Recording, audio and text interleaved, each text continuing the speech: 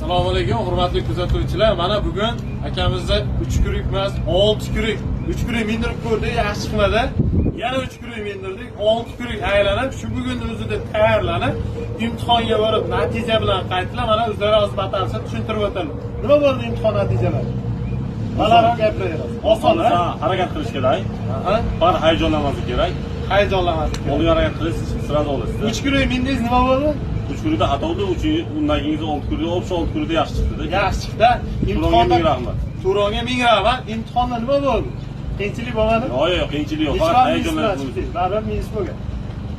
15. 15 bal. Qayqayladi. Parallel parkovkada. Keyin stopda Ertaroq to'xtaysiz. 5 bal 5 bal bo'lib 15 bal minus qildilar. Sizlar ham shu darajada imtihondan qiynalayotgan bo'lsangiz, hayajonlanayotgan bo'lsangiz, kelinglar 3 kun mindirib, bo'lmasa yana 3 kun mindirib imtihon jo'natib, shu bugun sertifikat bilan sizlarni uyiga qaytib jo'natamiz. Faqat imtihon topshirib qiynalayotganlarga nima deysiz? Nima nazorat berasiz? bir junda so'rash kerak. So'rash kerak, to'g'ri. Sizlar men ojizda olaman. Shunaqa. Hammamiz ham. Shunaqa. Birodan so'rasiz, harakat qilasiz, ketasiz. Ilohim hamma o'tsin. Hamma o'tsin, ha? Hamma o'tsin, qolgan o'qituvchimiz hamma o'tsin. Hamma o'tsin. Bosinglar. Faqat gazini bosing. Bo'ldi, boshqa gap emas. Oldin ta'minlab oladi. Gap yo'q, yaxshi kunlarga ishlasin.